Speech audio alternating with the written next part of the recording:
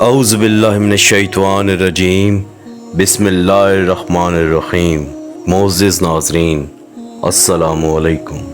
ایک بزرگ فرماتے ہیں کہ میں ایک سال سخت ترین گرمی کے زمانے میں حج کو چلا۔ لو بڑی شدت سے چلتی تھی۔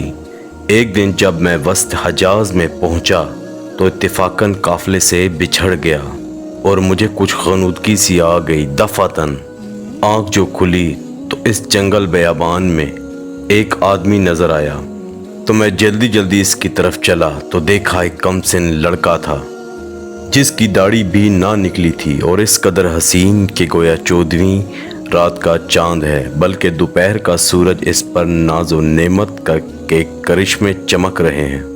میں نے اس کو سلام کیا۔ اس نے کہا ابراہیم وعلیکم السلام۔ میرا نام لینے پر مجھے انتہائی حیرت ہوئی اور مجھ سے سکوت نہ ہو سکا۔ میں نے بڑے تعجب سے پوچھا کہ صاحبزادے تجھے میرا نام کس طرح معلوم ہوا؟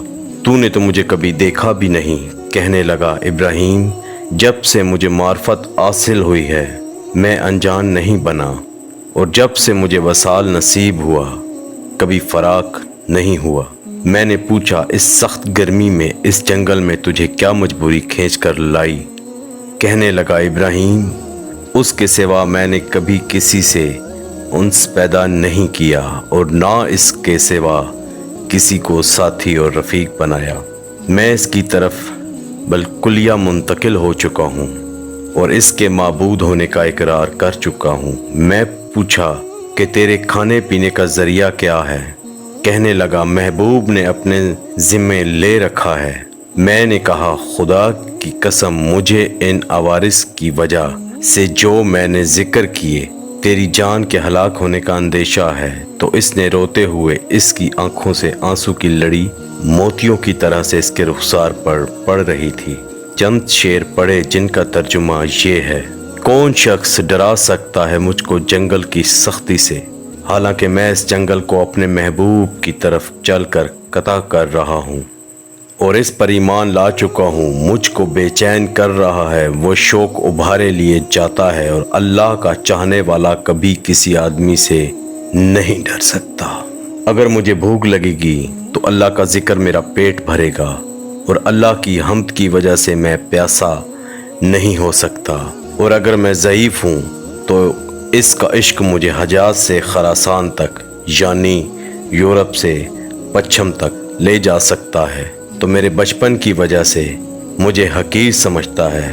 اپنی ملامت کو چھوڑ، جو ہونا تھا ہو چکا۔ میں نے پوچھا تجھے خدا کی قسم اپنی صحیح عمر بتا کیا ہے؟ کہنے لگا تو نے بڑی سخت قسم مجھے دے دی جو میرے نزدیک بہت ہی بڑی ہے۔ میری عمر 12 برس کی ہے۔ پھر وہ کہنے لگا ابراہیم تجھے میری عمر پوچھنے کی کیا ضرورت پیش آئی؟ میں نے کہا مجھے تیری باتوں نے حیرت میں ڈال دیا۔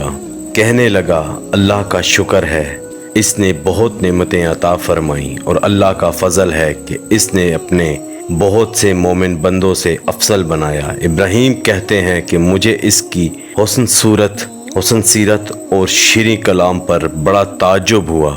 میں نے کہا سبحان اللہ، حق تعالی شانہ نے کیسی صورتیں بنائی ہیں۔ اس نے تھوڑی دیر نیچے کو سر جھکا لیا، پھر اوپر کی طرف نظر اٹھا کر بہت ترچھی اور کڑوی نگاہ سے مجھے دیکھا اور چند شعر پڑھے جن کا ترجمہ یہ ہے: اگر میری سزا جہنم ہو تو میرے لیے ہلاکت ہے، اس وقت میری یہ رونق اور خوبصورتی کیا بنائے گی؟ اس وقت میری ساری خوبیوں کو عذاب عیب دار بنا دے گا، اور جہنم میں طویل عرصہ تک رونا پڑے گا۔ اور جب بار جل جلالہ یہ فرمائے گا اور بدترین غلام تو میرے نافرمانوں میں ہے۔ تو نے دنیا میں میرا مقابلہ کیا، میری حکم عدولی کی، تو میرے عہد و پیمان کو جو ازل میں ہوئے تھے بھول گیا تھا، یا میری قیامت کی ملاقات کو بھول گیا تھا۔ اے ابراہیم تو اس دن دیکھے گا کہ فرمانبرداروں کے منہ 14ویں رات کی چاند کی طرح چمک رہے ہوں گے، اور حق تعالی شانہ اپنے اوپر سے انوار کے پردے ہٹا دیں گے، جس کی وجہ سے یہ فرمانبردار اس پاک ذات کی زیارت سے ایسے مبہوت ہو جائیں گے کہ اس کے مقابلے میں ہر نعمت اور ہر راحت کو بھول جائیں گے۔ اور حق تعالی شانہ ان فرمانبرداروں کو ہیبت اور خوشنودی کا لباس پہنائیں گے اور ان کے چہروں کو روشن اور شادابی عطا ہوگی۔ یہ اشعار پڑھ کر کہنے لگا، اے ابراہیم، مہجور وہ ہے جو دوست سے منقطع ہو گیا، اور وصال اس کو حاصل ہے جس نے اللہ تعالیٰ کی اطاعت سے وافر حصہ لیا۔ ابراہیم اپنے رفقا سفر سے بچھڑ گئے ہو؟ میں نے کہا ہاں، میں ایسے ہی رہ گیا۔ تجھ سے اللہ کے واسطے سوال کرتا ہوں کہ تو میرے لیے دعا کرے کہ میں اپنے ساتھیوں سے جا ملوں۔ میرے اس کہنے پر اس لڑکے نے آسمان کی طرف دیکھا اور کچھ آہستہ زبان سے کہا کہ مجھے اس کے ہونٹ حرکت کرتے ہوئے معلوم ہوئے۔ اس وقت مجھے دفعتاً نیند کا جھونکا سا آیا یا بے ہوشی سی ہوئی۔ اس سے جو میں نے افاقہ پایا تو قافلے کے بیچ میں اونٹ پر اپنے آپ کو پایا، اور میرے اونٹ پر جو میرا ساتھی تھا وہ مجھ سے کہہ رہا تھا، ابراہیم ہوشیار ہو، سنبھلے رہو، ایسا نہ ہو اونٹ پر سے گر جاؤ۔ اور اس لڑکے کا مجھ کو کچھ پتہ نہ چلا کہ وہ آسمان پر اڑ گیا یا زمین کے اندر اتر گیا۔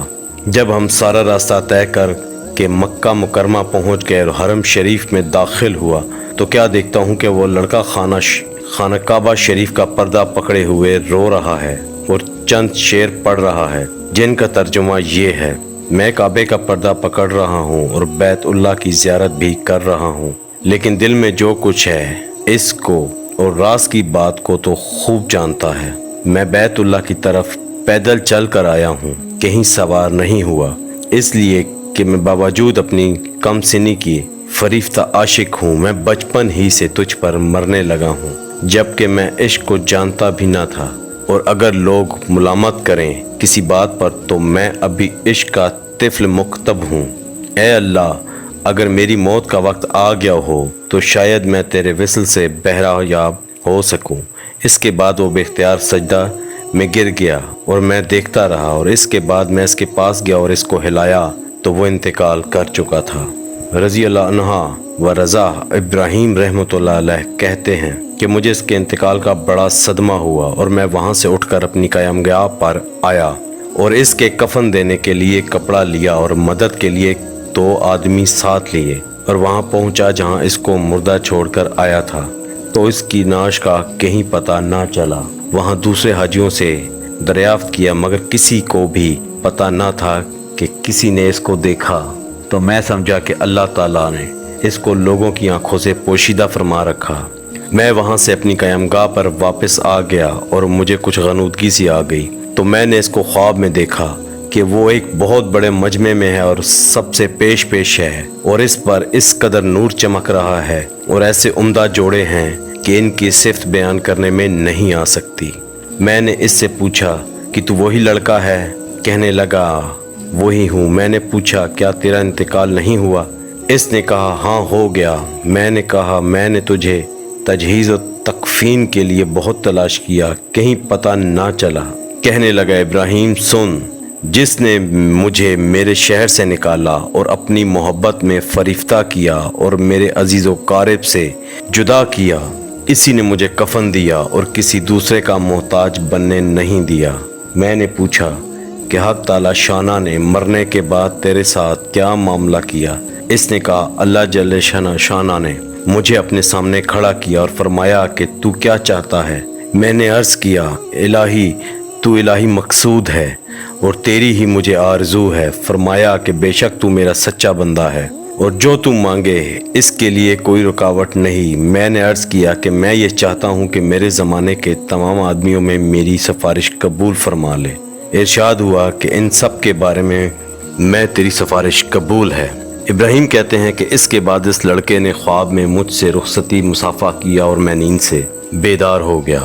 میں نے حج کے جو ارکان باقی تھے وہ پورے کیے، مگر اس لڑکی کی یاد سے اور اس کے رنج سے میرے دل کو قرار نہ تھا۔ میں حج سے فارغ ہو کر واپس ہوا، لیکن حالت یہ تھی کہ راستے میں سارے قافلے والے یہ کہتے تھے کہ ابراہیم تیرے ہاتھ کی مہک سے ہر شخص حیران ہے کہ کیسی خوشبو آ رہی ہے، اور اس واقعے کی نقل کرنے والے کہتے ہیں کہ مرنے تک ابراہیم رحمۃ اللہ علیہ کے ہاتھوں میں سے وہ خوشبو آتی رہی۔